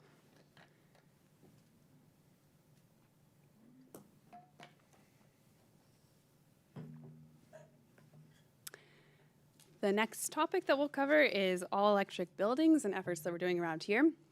A big focus of our staff this year so far has been looking at how to implement, again, another Bay Area Air District program, which will be limiting the sale of gas-powered water heaters for residential and commercial, small commercial properties starting in 2027. This is sometimes referred to as Rule 9.6. The details of exactly how this is going to be implemented is still being finalized by the Air District. So we're following that very closely, figuring out how we can play our part to implement it.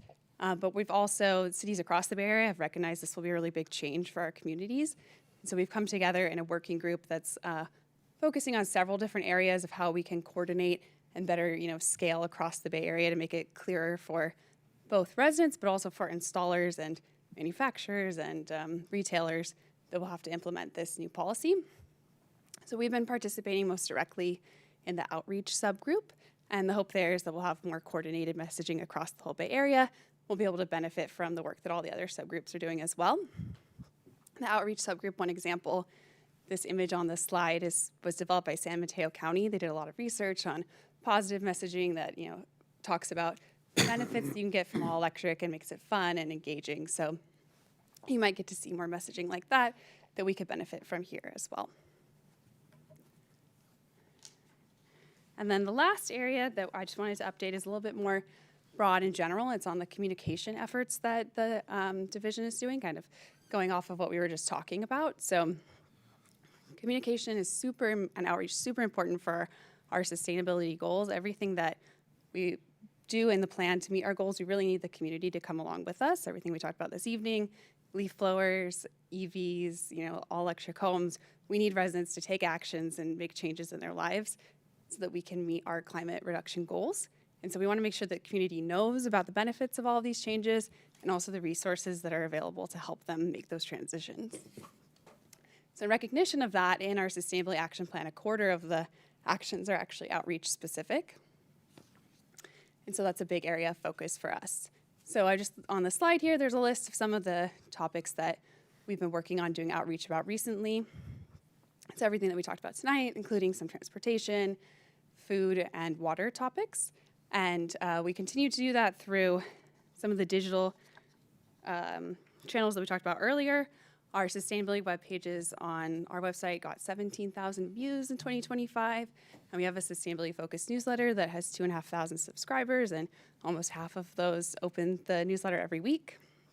Those are really targeted, though, to folks who already are engaging with the city or have some level of interest in sustainability. So we really appreciate our opportunities to get out in the community in person and have talk with a broader audience. And the weather outside today might not reflect it, but we are just around the corner from our spring and summer outreach season. So our staff are actively working on finding the opportunities for what we can do in the community and the messaging we have for that. And we're always looking for new opportunities for events that we might not already be connected to. So with that, I'm happy to take any questions. Thank you, Candace. Yes, Sydney. Thank you for all you do, Candace.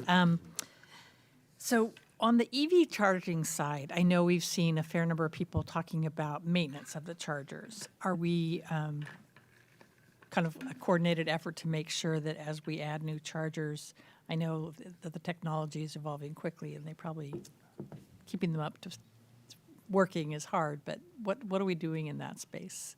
Yes, so maintenance of the chargers is a known issue for both our city and a lot of other cities that are managing their own chargers. And I know we have Rich Payne here who can expand after this, but that is going to be a big topic in this EV strategic plan that we're working on. And there's a lot of different pieces between the technology, the funding, and how to have a good quality network at the size it is now before we look to expand it. So, and that's fine. If it's when I saw the strategic plan, I thought, okay, if it's in there, that's good. right, yes, yeah. Do you want to add anything, Rich?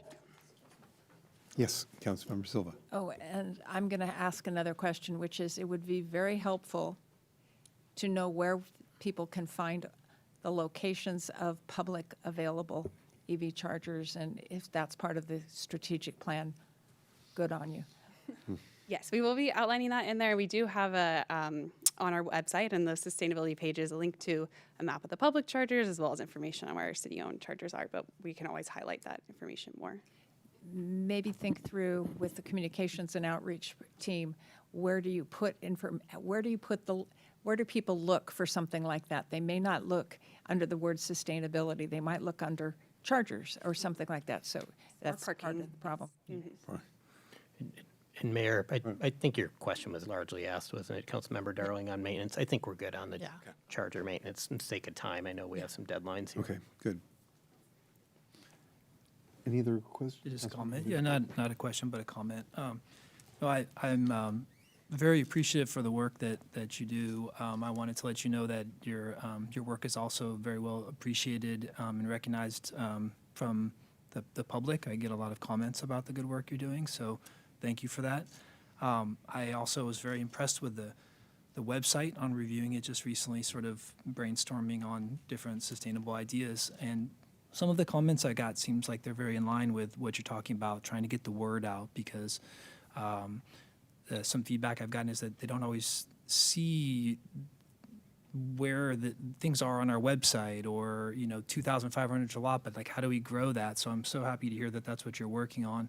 And one of the suggestions I got was that when on the website, maybe putting sustainability in an area that's not inside of government, because it's not intuitive.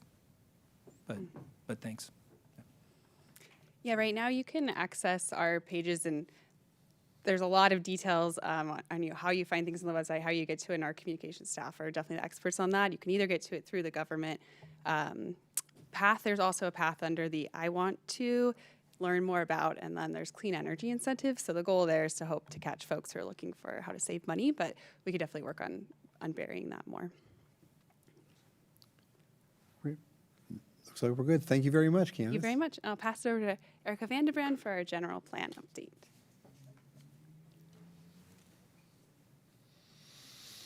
Thank you. Good evening, Mayor, Council, members of the community. I'm Erica Vandenbrand, Community Development Director. So this is going to be the biggest non-update that you can imagine, because in just a little bit next month you'll be having an item before you for the update to approve a consultant contract. But So what we have been doing, the safety element, that started prior to COVID, and then it had a little bit of an interim period, and then we took the safety element up again after we were done with the housing element. Currently, it is out for review, and with a deadline of the 11th of March, and then looking to go to Planning Commission in March, and then tentatively come to Council in April. It is also one of the biggest or lowest lifts, because much of the lift has already been done previously, because the outreach had occurred prior to COVID, but then subsequent to that, there was the local hazard mitigation plan, and then you just heard about the sustainability action plan, which cover a lot of the same areas of geological and seismic hazards, flood hazards, and hazardous materials. And ironically, in the late, sort of the glacial movement of our physical geological space, things don't change so rapidly in just a couple of years, so that much of the existing basis for a safety element remains, so it has a strong foundation.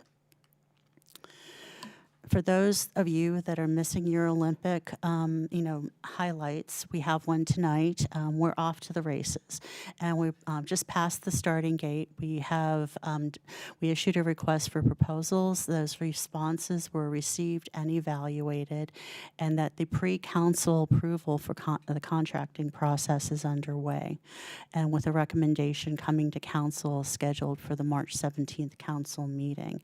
And there you will have an opportunity to quiz to your heart's content both staff and the proposed consultant. What I can share with you is that we will already have had the safety element well underway. We have the housing element done. It's not going to come back until 2020, end of 2028, 2029, and that we have a very strong foundation in our existing general plan. And the primary focus for the general plan update is going to be the community outreach, finding new ideas, new desires for the next 20, 25 years, and as well as the land uses, transportation system, and economic vitality, to put those pieces together to serve as the foundation. So with that, if you have any questions, I'm here to help answer them. Hey, thank you, Erica. Mayor Pro Tem. Thank you. Thanks, Erica. That was a good update. How many proposals did we receive for the general plan update? We received 3 from highly qualified, so 3 of them, and all were highly qualified as consultants in doing this work. And is the idea that it would be the same consultant that would do the general plan update that will do the CEQA document for the general plan? Yes, they have teams of the best they put together. Okay. And then just if you can, I know it's related, but it's not on the agenda, on the housing element.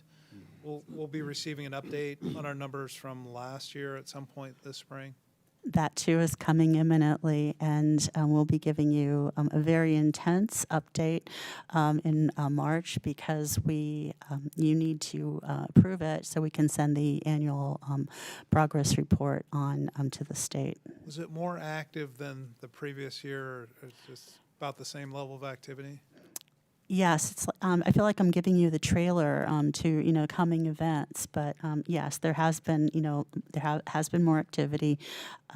Are we knocking it out of the park yet? Not yet, but we're working on it.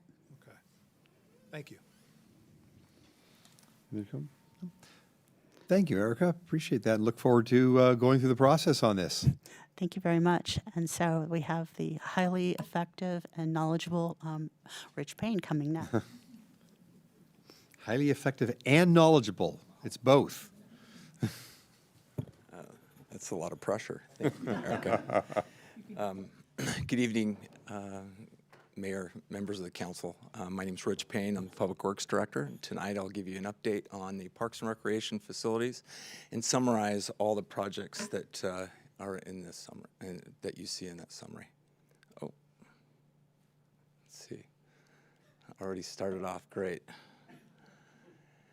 So I talked about this, and I'll touch on all of these objectives as I work through this. So first of all, we've made a lot of progress on the different priorities specifically in our existing park and facility improvements and those projects that you've identified as being some of the top projects in our CIP. The first one is the playground upgrade at Civic Park, and also Walden. There's been extensive outreach to the public. We've had pop-ups downtown and in different city venues to receive feedback on the design and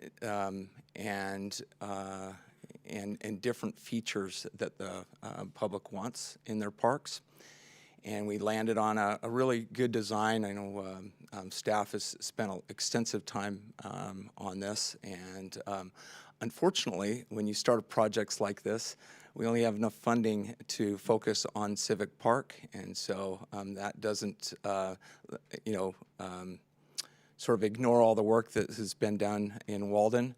But Walden will probably go on back into the CIP until we have funding available. So our goal is to start that this next month, and that should be done this spring. In terms of the projects that are completed, the ball field lighting project at Tice Valley Park has been a success. Not to mention just the lighting, but there's cool features like being able to program it remotely, and so that's really saved some staff time.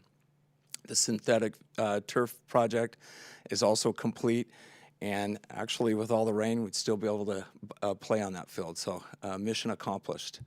And then if you've been at Arbolado and Red Deer Parks, those amenities look great, the basketball court and the tennis. Very colorful and really a nice addition to those parks. Next here, I'm happy to give an update on this project. This is really, things have been moving forward in this, on the new Aquatics and Community Center. We've made, the phase 1 went as planned, and in fact, you accepted it tonight. And there's, if you've been out there, this rain has really helped fill both the pond and the natural lake. It's if you look at the natural environment out there, the plants are coming along, the plants and also the wildlife. It's really a thriving area. So another success, that phase 1. I know as part of the Community Service Day, Councilmember Francois was telling me that he's signed up for replanting trees out there. So we're looking at probably a good 50 trees. So there's a lot of work out there to be done. Phase 2 is moving forward. I'm excited. Tomorrow is groundbreaking. So hopefully we'll see you all there. They're currently, as you go out there, the construction fence is up. The trees have been cut down. We had a milestone that we needed to meet with regard to nesting and stuff. So we've received a lot of feedback from the public, but I assure the public that we have twice as many trees going back in as being removed. So, but sometimes this is the result of progress and to make room for this project. Currently they're doing the abatement and also some other work. So as you'll see the result of some of that when we're out there. So.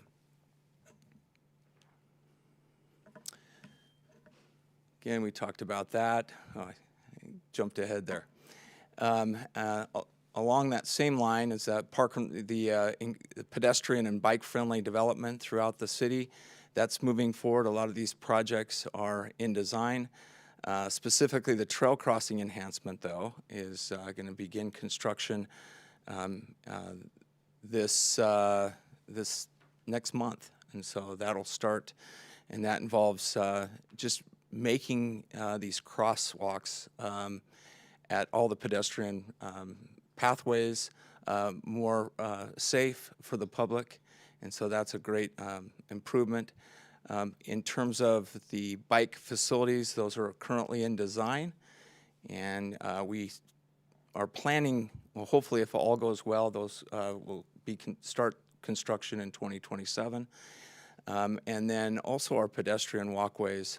All of these projects are in design except for the Walker Avenue, which is getting close to beginning construction this spring. So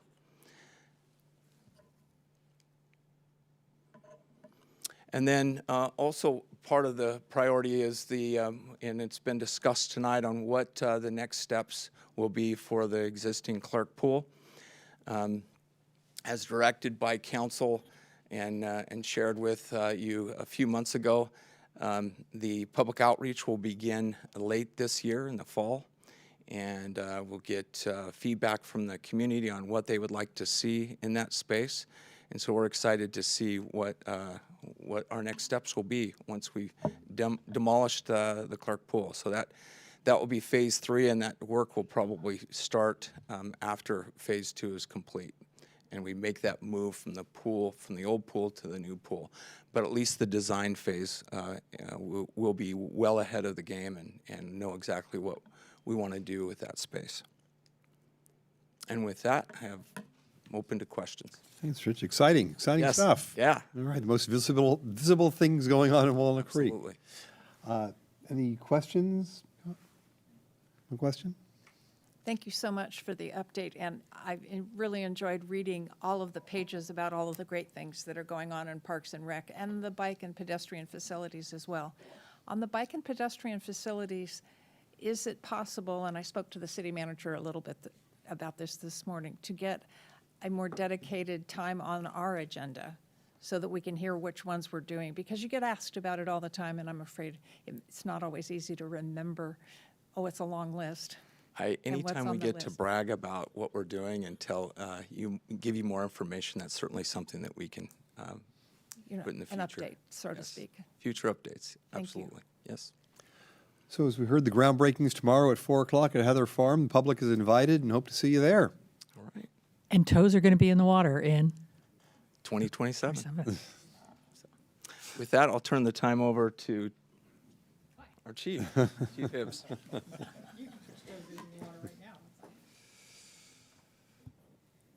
Thank you, Rich. Good evening, City Council members. Ryan Hibbs, Chief of Police, and I'm here to provide an update on the public safety priority.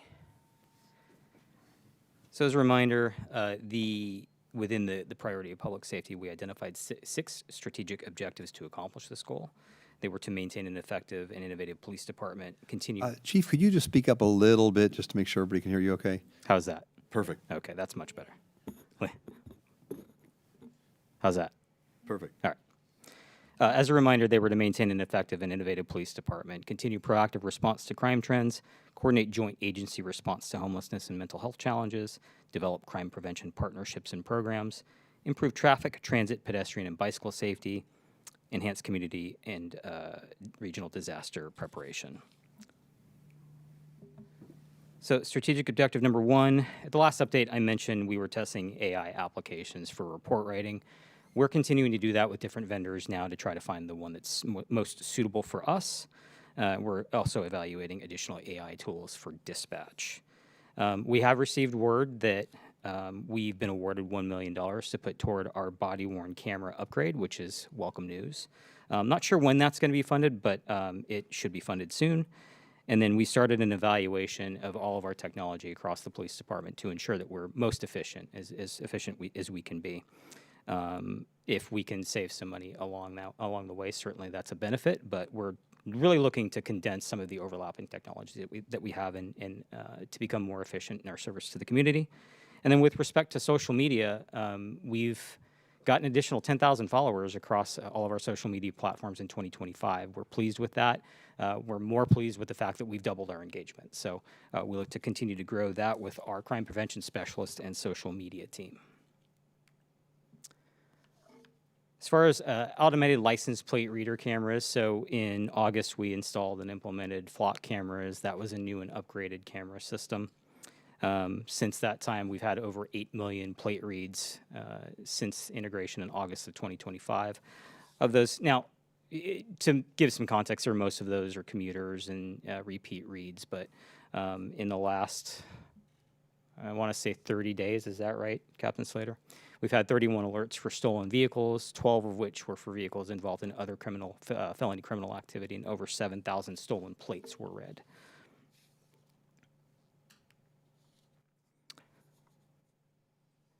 So in continuing proactive response to crime trends, really this is based around technology and information sharing. So we now use a lot of the same systems as some of our allied agencies, which has made information sharing that much easier between departments. And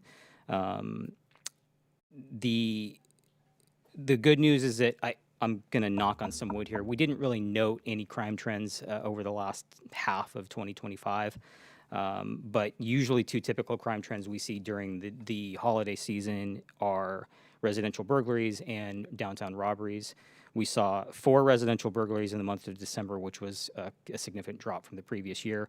And then we had 3 robberies in December of 25, one of which was actually just a meetup, not downtown. So that was a planned meetup to sell some personal property that our robbers or our suspects planned to rob our victim.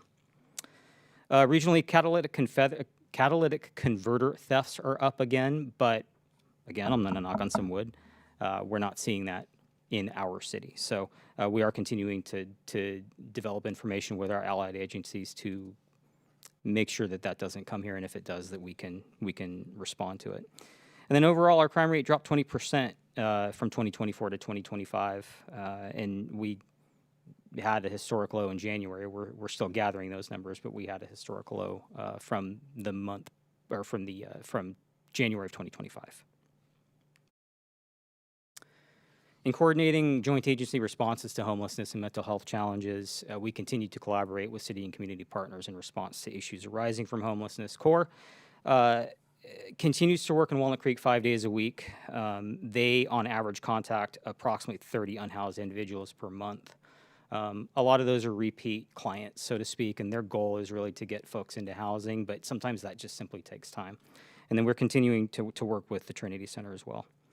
Our calls for service regarding the unhoused went from 282 calls in 2024 to 317 in 2025 due to changes in legislation that allowed for encampment cleanup. I am pleased to announce that we don't have any known encampments within our jurisdiction, though. So, Councilmember Davini, I know you had asked, and I'm happy to provide you more data as we get it. But right now, there aren't any homeless encampments in the city of Walnut Creek. We saw the presentation from A3 earlier. This is a big number. So this is what the co-response model is for. So since A3's inception, we've had a 40% drop in police response to people suffering from mental health crises. But their response, A3's response to people in crisis in Walnut Creek has increased 47% from 2024 to 2025, which is a big number, probably due to the fact that they've increased their staffing.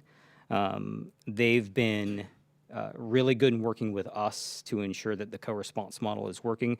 But our response to people in mental health crisis continues to drop. So that's a 40% drop since A3's inception in Walnut Creek. However, from 24 to 25, we had another 20% drop. So the model is working, in other words, and we're happy to continue collaborating with them.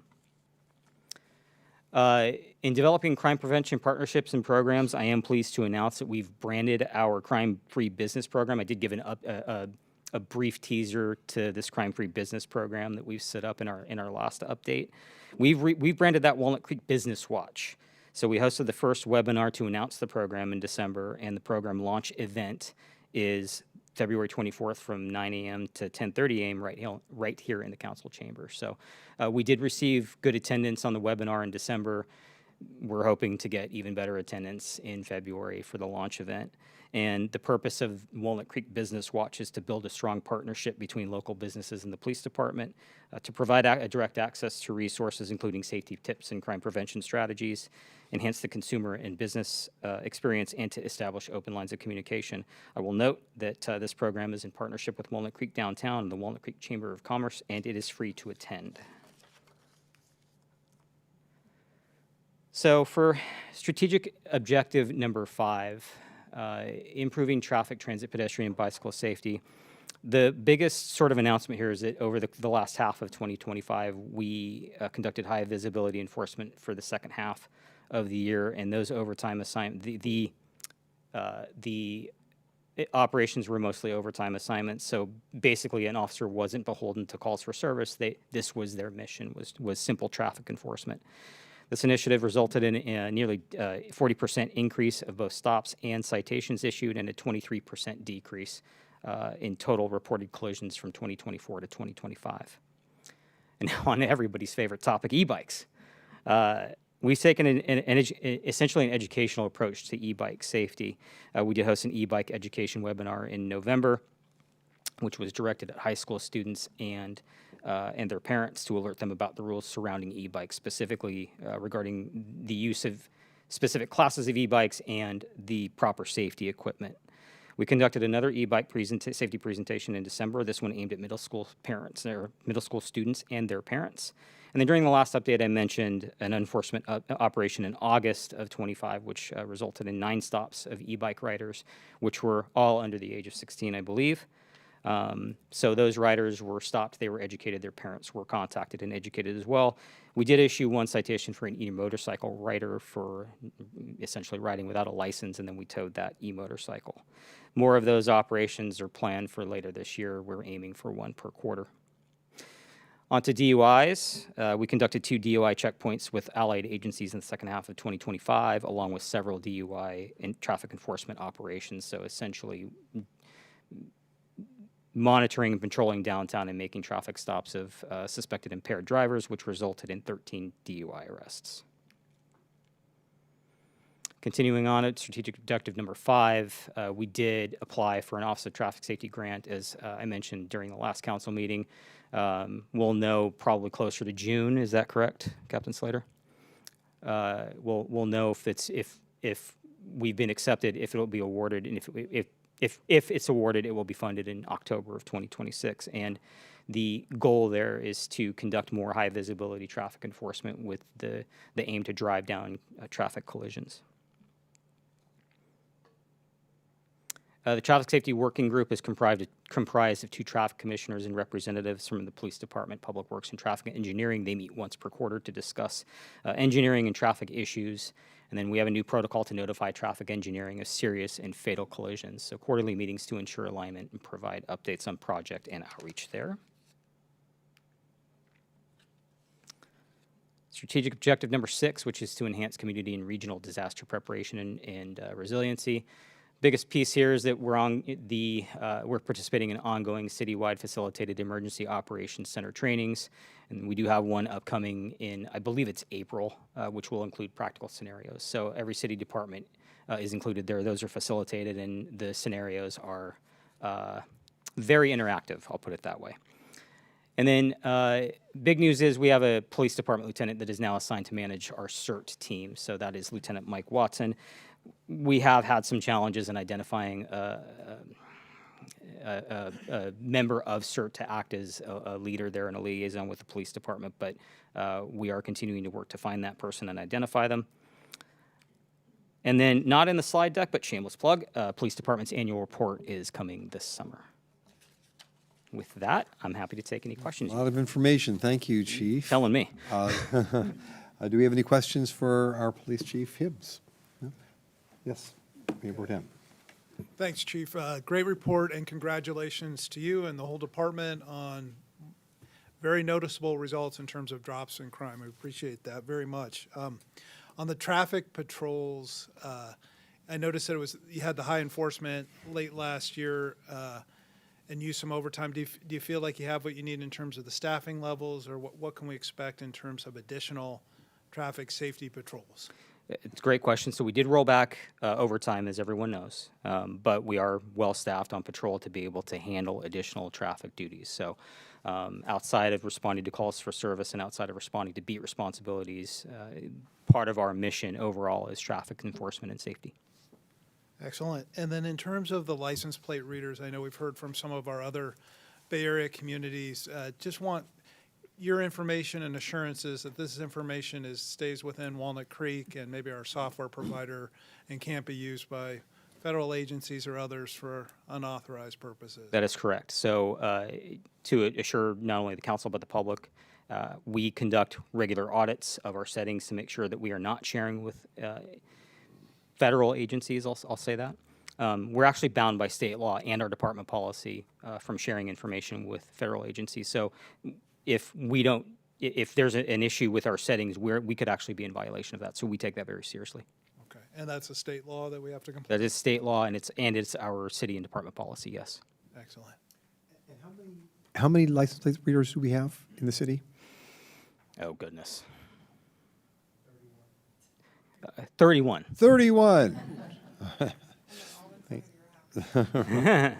Careful. Well, and you know, I do understand there's a big concern around Big Brother and technology related to personal information. And what I'd like to assure the public is that those 8 million plus license plate reads are confirmed by human eyes before they reach a police officer, and then we confirm with the entering agency. So if another agency were to enter a stolen license plate or a stolen vehicle or a crime vehicle into the California stolen vehicle database, let's say, it's incumbent upon us to confirm that that vehicle remains out, for one, that the license plate read is actually correct, that it is on the vehicle as described in the registration hit, and that the vehicle is still outstanding and still wanted for a crime before we initiate a traffic stop. So there are a number of different steps that we take to ensure that we're, A, stopping the right person, and B, that we're stopping the right person for the right reason.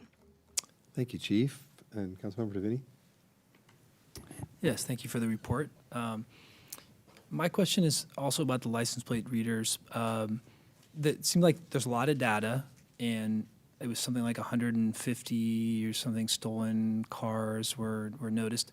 How difficult is it? You get the information off of the license plate reader, but then the the car has to go out and apprehend them.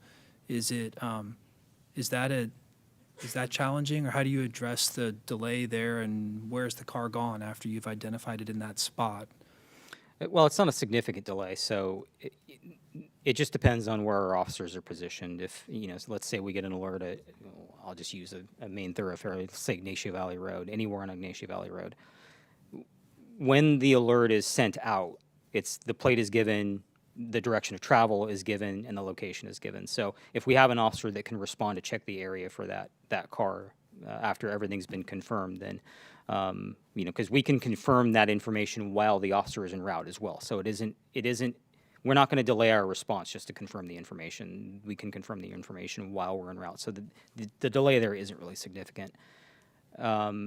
It's really just depending on location, time of day, want, that type of thing. So to answer that question, I'll say it's not that difficult, but at 5 o'clock on a Thursday afternoon with commute traffic, it could be significantly more difficult than it would be on say 3 a.m. on a Sunday morning.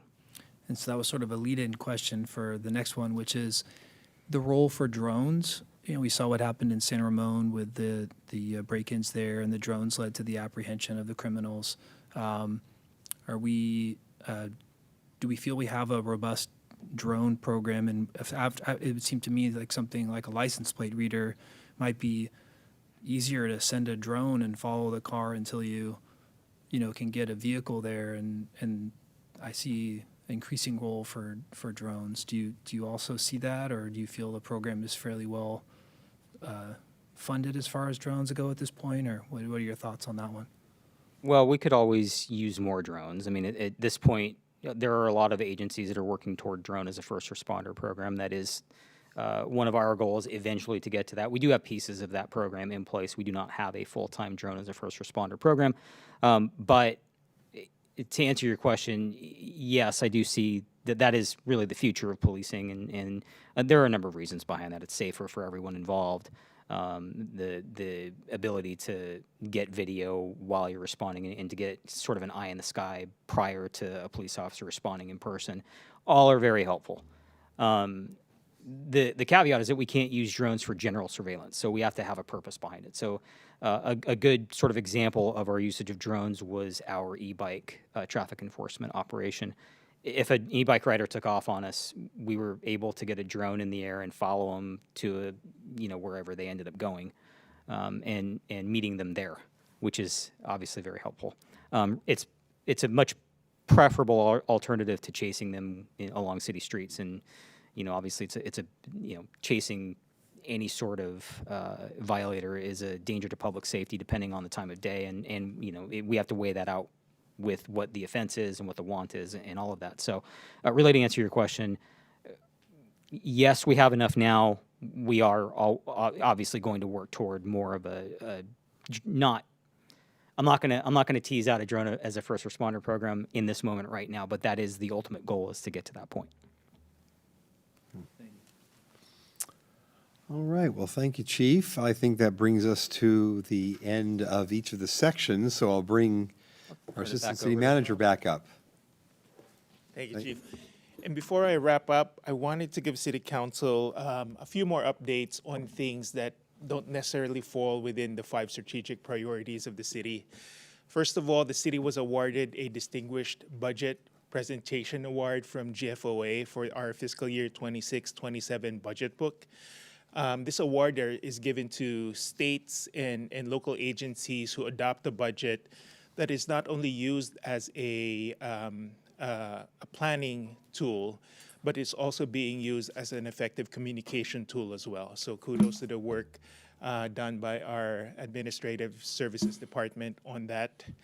I also want to announce that the city is issuing its first annual report after a several-year hiatus.